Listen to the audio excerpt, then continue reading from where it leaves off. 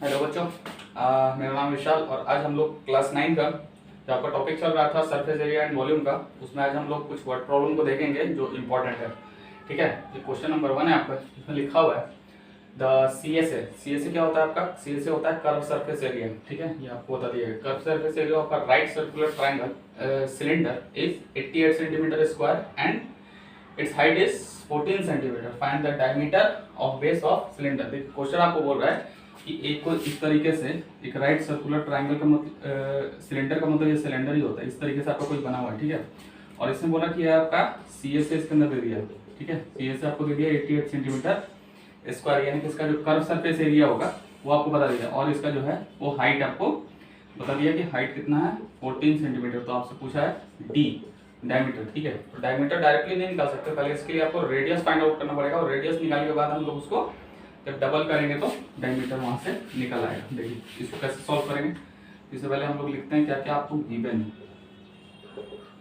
Given है आपको curve surface area जो है आपको 88 सेंटीमीटर स्क्वायर और हाइट आपको दिया हुआ है 14 सेंटीमीटर। ठीक है, तो आपको सी एस से दिया हुआ है, तो सी एस से दिया हुआ था, सी एस हम लोग अब यहाँ पे लिख सकते हैं अकॉर्डिंग टू क्वेश्चन। तो सी एस से ऑफ सिलेंडर, क्योंकि ये सिलेंडर बेस्ड क्वेश्चन है। C S of cylinder is आपको दिया हुआ है 88 सेंटीमीटर। तो सी एस ऑफ सिलेंडर का फॉर्मूला क्या होता है? 2 pi R H. 2 pi R H, यहाँ पे 88 आ गया। अब हम लोग यहाँ पे जो है वैल्यू को पुट कर सकते हैं, क्योंकि यहाँ पे आपका पाई का पता है नहीं कि पाई का वैल्यू कितना रखना है, तो नहीं दिया हुआ है तो 22/7 रख देंगे उसको। 22/7 रेडियस आपको नहीं दिया हुआ है, और हाइट दिया हुआ है आपका 14 सेंटीमीटर इज इक्वल टू 88। अब यहाँ से आप 7 और 14 को जो है वो कट कर सकते हैं, तो यहाँ हो जाएगा आपका ये इसको मल्टीप्लाई करोगे तो ये हो जाएगा 44 into R into 2 is equal to 88। और यहाँ से अब हम लोग रेडियस का कैलकुलेशन जो है वो आसानी से कर सकते हैं। ये देखिए ये मल्टीप्लाई में ये मल्टीप्लाई में, तो इधर दोनों आके डिवाइड हो जाएगा, यानी कि 88/44 इंटू 2, ये दोनों इधर मल्टीप्लाई में था और राइट साइड में आपका चला गया तो डिवाइड हो गया। तो यहाँ से इसको काट सकते हैं, ये हो जाएगा 2 और यहाँ 2 से 2 कट जाएगा एक बार में। आपका जो रेडियस है वो निकल के आ जाएगा 1 सेंटीमीटर। लेकिन हम लोगों को फाइंड क्या करना है, तो हम लोगों को डायमीटर फाइंड करना है। डायमीटर होता है डी, तो डी इज इक्वल टू हो जाता है 2r।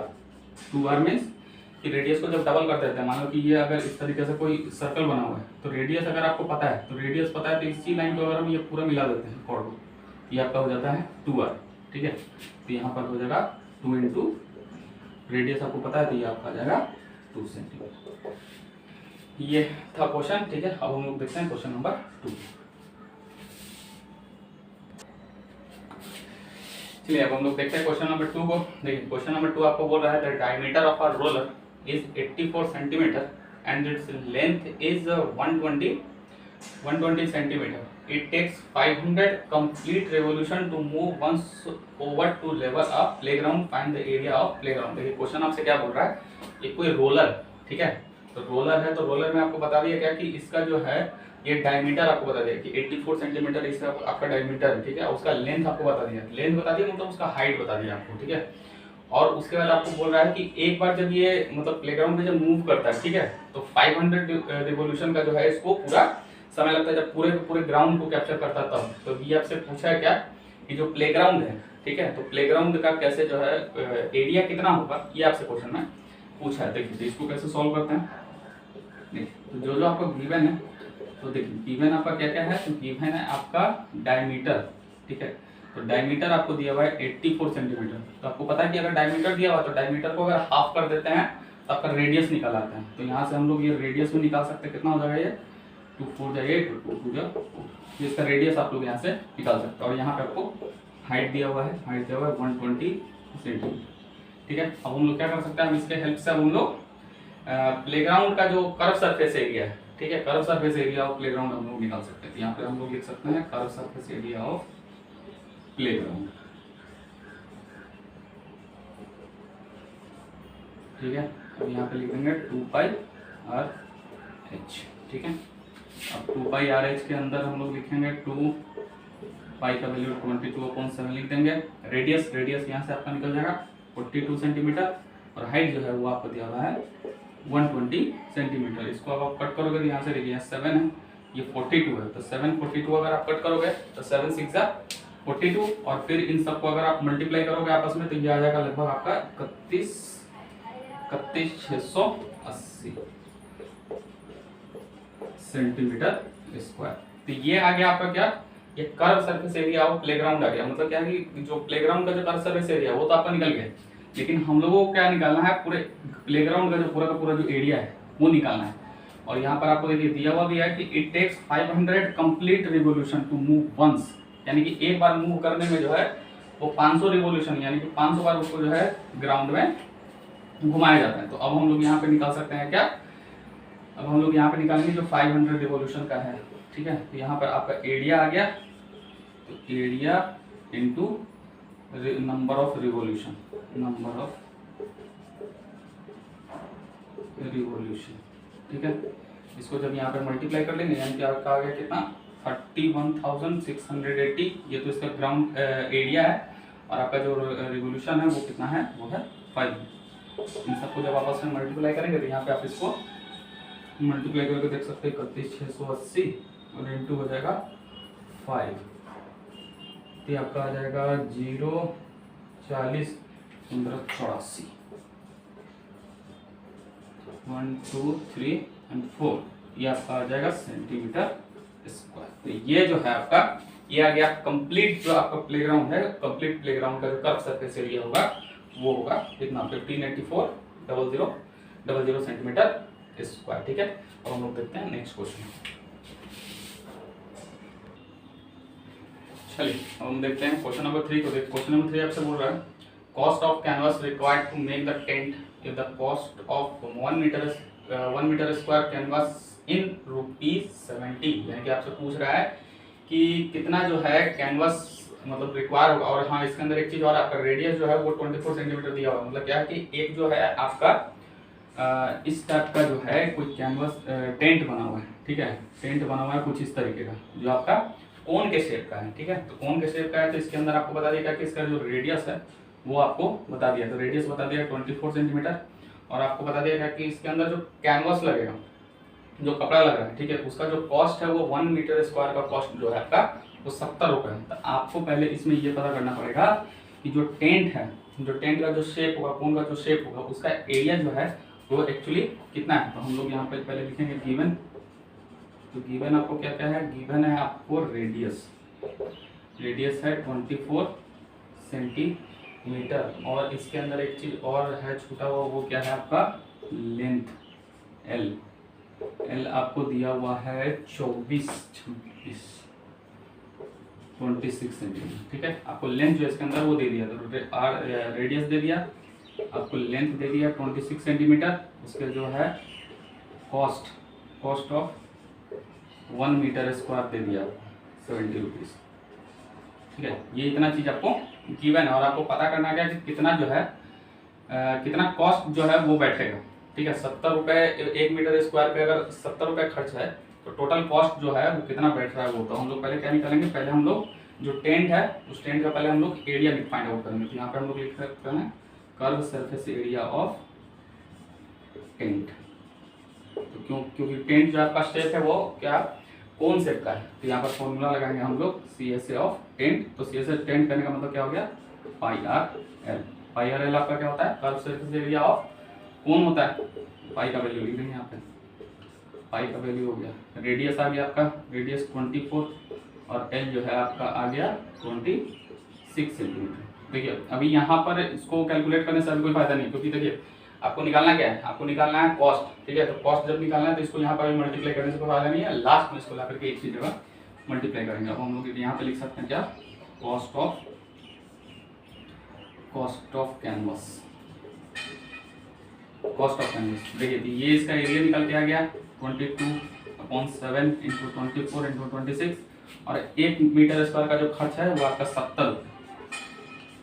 तो इसको मल्टीप्लाई कर देंगे, मतलब क्या कि 1 मीटर स्क्वायर का खर्चा इतना है तो मान लो आपका 700 मीटर स्क्वायर आ गया, तो उसको 70 से 70 से उसको मल्टीप्लाई करते हैं। तो यहाँ पे हम लोग मतलब क्या है कि सिंपल एरिया से उसको मल्टीप्लाई करते हैं। तो ये आपका एरिया है, इससे हम लोग इसको मल्टीप्लाई कर रहे हैं और यहाँ से अब इसको कट कर देंगे। तो 7 से 70 यहाँ पे कट हो जाएगा और इसको आप लोग जब कैलकुलेट करोगे बताएगा 1372 इतना आ जाएगा आपका, यानी कि 1,37,280 रुपये जो है आपका वो पूरा का पूरा कॉस्ट बैठेगा इस एरिया पे।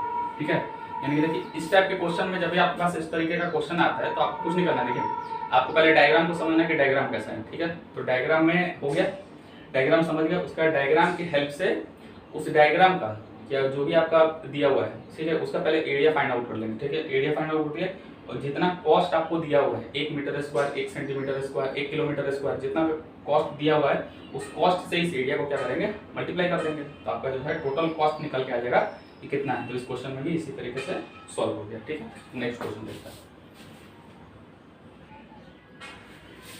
चलिए अब हम लोग देखते हैं क्वेश्चन नंबर 4 को। देखिए क्वेश्चन नंबर 4 आपसे क्या बोल रहा है, the radius of a spherical balloon increased from 7 centimetre to 14 centimetre as air being pumped into it, then find the ratio of surface area of the balloon in the two cases. देखिए question ये बहुत important question है, यह question आपके paper पे पूछा हुआ question है। ठीक है, इसमें आपसे क्या बोल रहा है कि एक कोई स्फेरिकल बैलून है यानी कि गोल बैलून है, उसका जो रेडियस है, रेडियस आपको बता रहा है कि 7 सेंटीमीटर से बढ़ करके 14 सेंटीमीटर हो गया। देखिए मतलब क्या है कि एक कोई इस तरीके का कोई सर्कल कोई बैलून है। ठीक है, तो इसमें जो है हम लोग एयर को जो है पंप करते हैं। तो अभी जो इसका ये है रेडियस है वो 7 सेंटीमीटर, तो जैसे इसमें एयर पंप होगा तो इसका क्या होगा कि एरिया जो है ये बढ़ जाएगा, इतना हो जाएगा। तो सिंपल सा बात है कि अगर बैलून पंप हो जाएगा तो इसका जो ये है जो रेडियस है वो रेडियस अब क्या होगा यहाँ से बढ़ के यहाँ पे आ जाएगा, यानी कि इसके मेजरमेंट में भी डिफरेंसेस होगा। ठीक है, 7 सेंटीमीटर से बढ़ के वो कितना हो गया, ये हो गया 14 सेंटीमीटर, यानी कि आपको 2 रेडियस दिया हुआ है बैलून का। ठीक है, अब यहाँ पर आपको बता दें क्या, अब पूछ क्या है, पूछ आपसे ये रहा है find the ratio of surface area of the balloon in 2 cases, यानी कि अगर 2 केस है। ठीक है, जैसे कि एक में आपका क्या है कि एक में आपका रेडियस रहेगा 7 सेंटीमीटर, दूसरे में आपका रेडियस रहेगा 14 सेंटीमीटर। अब दोनों केसेस में जो उसका सरफेस एरिया होगा उसका रेशियो क्या होगा वो आपसे क्वेश्चन में पूछ रहा है। ठीक है, तो हम लोग पहले देखते हैं क्या कि अब यहाँ पे पहले गिवन क्या है आपको, तो गिवन है आपको गिवन है आपको रेडियस 1 गिवन है। ठीक है, तो रेडियस 1 रेडियस 2 इसको आप लोग अपने हिसाब से लिख सकते हैं। ये 7 सेंटीमीटर दिया हुआ है और आपको एक और रेशियो रेडियस दिया हुआ है, रेडियस 2 वो है 7 सेंटीमीटर 14 सेंटीमीटर। ठीक है, तो अब हम लोग एक एक करके दोनों का जो है क्या निकालेंगे, कर्व सरफेस एरिया जो है वो निकालेंगे, यानी कि सरफेस एरिया ऑफ, तो स्फेरिकल फॉर्म में है यानी कि सर्कुलर फॉर्म में है, तो सरफेस एरिया ऑफ स्फीयर। ठीक है, तो स्फीयर का यानी कि गोला का जो है हम लोग अब क्या निकालेंगे, यहाँ पे सरफेस एरिया निकालेंगे जो कि हो जाएगा आपका 4πr²। और ये हम लोग क्या निकाल रहे हैं, केस 1 पे निकाल रहे हैं, R1 पे निकाल रहे हैं, ये R1 पे निकाल रहे हैं रेडियस फर्स्ट में। ठीक है, तो ये हो जाएगा आपका 4, पाई का वैल्यू 22/7, रेडियस स्क्वायर यानी कि 7 का स्क्वायर यानी कि 7 × 7। यहाँ से आप इसको काट सकते हैं, 7 से 7 कट हो जाएगा, तो ये आपका बढ़ जाएगा 88 इधर × 7। अब इसको अभी मल्टीप्लाई करने का जरूरत नहीं है क्योंकि आपको लास्ट में रेशियो निकालना है। अब अपन निकालेंगे यहाँ पे R2 पर, यहाँ पे भी सरफेस एरिया ऑफ स्फीयर का ही फॉर्मूला लगाएंगे, तो हो जाएगा आपका 4πr²। तो ये हो जाएगा आपका कितना, ये हो जाएगा 4, पाई का वैल्यू आपका उतना ही हो जाएगा और रेडियस जो है वो चेंज होकर आ जाएगा आपका 14, यानी कि 14 × 14। यहाँ से आप काट सकते हो 7 × 14, ये आपका बच जाएगा कितना 88 × 28। ठीक है, 14 × 28 और 14 × ठीक है। अब यहाँ से क्वेश्चन आप पूछा था कि रेशियो, तो आप लोग यहाँ पे लिखेंगे अब रेशियो। तो रेशियो इज इक्वल टू क्या हो जाएगा, फर्स्ट का सरफेस एरिया यानी कि R1 का फर्स्ट एरिया और दूसरे का सरफेस एरिया, यानी कि हम लोग यहाँ पे डायरेक्टली लिख सकते हैं first surface area of sphere और सेकंड का second surface area of sphere. अब जितना जितना दिया हुआ है उसका वैल्यू पुट कर देता है। तो यहाँ पे आपका फर्स्ट वाला निकल के आया था कितना 88 × 7 और सेकंड वाला आपका निकल के आया था 88 × 28। अब यहाँ से देख सकते हैं आप 88 से 88 ये कट हो सकता है और 7 से 28 ये 1 ये 4, यानी कि आपका जो फ्रैक्शन बनेगा वो बनेगा 1/4 तो आपको पता है कि फ्रैक्शन अगर 1/4 है तो रेशियो कितना हो जाएगा, रेशियो हो जाएगा 1:4। ठीक है, बहुत इंपॉर्टेंट क्वेश्चन है। इस तरीके से आपको से दूसरे भी डायग्राम में पूछ सकता है, तो बनाने का मेथड सेम रहेगा, सिर्फ चेंजेस आएगा आपके फॉर्मूला से और नंबर्स में। ठीक है, अब नेक्स्ट क्वेश्चन देखते हैं।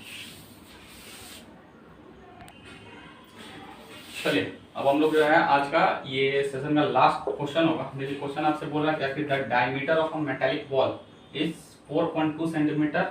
What is the mass of the ball if the density of the metal is 8.9 gram centimetre cube. यानी कि आपको बता दिया क्या कि कोई जो मेटालिक बॉल है, ठीक है, मेटालिक बॉल मतलब कि जो गोलार्ध बॉल होगा, गोला बॉल होगा, ठीक है, उसका आपको बता दिया क्या कि इसका डायमीटर आपको बता दिया 4.2 सेंटीमीटर। ठीक है, तो 4.2 सेंटीमीटर अगर ये है तो इसको आपको क्या करना पड़ेगा, इसका डायमीटर दिया हुआ है, तो डायमीटर दिया हुआ है तो इसको हम लोग क्या बनाएंगे, डी आपको दिया हुआ है, डी आपको दे दिया है 4.2 सेंटीमीटर। ठीक है, डी आपको दे दिया, इसके हेल्प से हम लोग क्या निकाल सकते हैं, रेडियस निकाल सकते हैं, जो क्या हो जाएगा आपका 4.2/2, इसको करोगे तो हो जाएगा 2.1 सेंटीमीटर।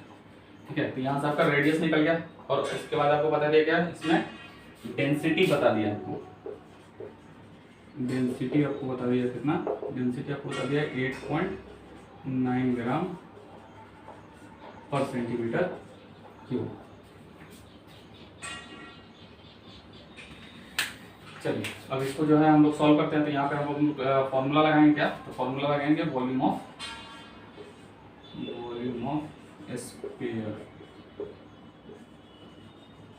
वॉल्यूम ऑफ स्फीयर का फॉर्मूला लगाएंगे क्योंकि आपको पता है क्या कि जो बॉल है वो स्फीयर के फॉर्म में, तो यहाँ पे हो जाएगा 4/3 पाई आर क्यूब। ठीक है, ये फॉर्मूला होता है आपका स्फीयर के वॉल्यूम का। ठीक है, ये हो जाएगा 4/3, तो वैसे ही रह जाएगा, पाई का वैल्यू आप लोग लिख सकते हो, और आर क्यूब का मतलब हो जाएगा 2.1 का क्यूब। ठीक है, अब यहाँ पर देखो आप लोग इसको मल्टीप्लाई करके अभी भी लिख सकते हो और मल्टीप्लाई करके चाहो तो लास्ट में भी लिख सकते हो। ठीक है, क्योंकि आपको लास्ट में भी क्या करना पड़ेगा, एक बार इससे 8.9 ग्राम सेंटीमीटर क्यूब जो आपको दिया हुआ है, ठीक है, उससे भी आपको लास्ट में मल्टीप्लाई करना पड़ेगा। और क्योंकि आपको पता है क्या कि आपको निकालने के लिए क्या बोला है, मास निकालने के लिए बोला है, तो मास निकालने के लिए बोला है तो इसको आपको क्या करना पड़ेगा, सेंटीमीटर क्यूब में दिया हुआ है, सेंटीमीटर में ये भी है, तो आपको जो है ये ध्यान रखना पड़ेगा 8.9 ग्राम पर सेंटीमीटर क्यूब है, तो इसको आपको केजी में भी कन्वर्ट लास्ट में करना पड़ेगा। तो हम लोग डायरेक्ट अब इसका क्या निकालते हैं, यहाँ से मास निकाल देते हैं। ठीक है, तो मास निकालने का क्या फॉर्मूला होगा, तो मास निकालेंगे हम लोग वॉल्यूम इंटू डेंसिटी। ठीक है, वॉल्यूम डेंसिटी हो जाएगा तो वॉल्यूम आपका कितना निकला हुआ है, वॉल्यूम आपका 4.3 इंटू 22/7 इंटू 2/2.1 का क्यूब, और जो आपका डेंसिटी है दिया हुआ वो दिया हुआ है 8.9। ठीक है, इसको जब आप मल्टीप्लाई कर लोगे तो मल्टीप्लाई करने के बाद जो है आप लोग इसमें इसको सिर्फ आपको मल्टीप्लाई करना है, मल्टीप्लाई करने के बाद आपका जो है वो आंसर क्लियर हो जाएगा। लेकिन आपको एक चीज ध्यान रखना है कि जब मल्टीप्लाई करने के बाद जो नंबर आएगा वो आएगा आपका ग्राम में। ठीक है, तो ग्राम से आपको क्या करना पड़ेगा, उसको केजी में कन्वर्ट करना पड़ेगा, यानी कि उसको 1000 से डिवाइड करना पड़ेगा। तो डिवाइड करिएगा फिर आपका आंसर जो है वहाँ पे आ जाएगा। तो डेंसिटी निकालने के लिए आपको जो है यहाँ पर ये ध्यान रखना है कि मास निकालने के लिए ये फॉर्मूला होता है, जो आपका वॉल्यूम आया वो उसको डेंसिटी से मल्टीप्लाई कर दें। ठीक है, लेकिन अगर आपके पास मान लो कि ये वाला फॉर्मूला आपको पता है तो ठीक है, तो इसमें मान लो आपके पास डेंसिटी नहीं है लेकिन मास है, तो यहाँ पे अगर आपको पता है कि 3 चीज़ अवेलेबल है, 3 में अगर 2 चीज़ अवेलेबल है, 1 चीज़ नहीं है, तो उसको हम लोग वहाँ से आसानी से फाइंड आउट कर सकते हैं। मान लो डेंसिटी अगर निकालना है तो क्या करेंगे, मास अपॉन वॉल्यूम हो जाएगा। ठीक है, तो यहाँ पर ये चीज़ ध्यान रखना है। उसके बाद ये फॉर्मूला आपका वॉल्यूम ऑफ स्फीयर का हो गया 4/3 पाई आर क्यूब। इस तरीके से ये क्वेश्चन सॉल्व हो जाता है। ठीक है।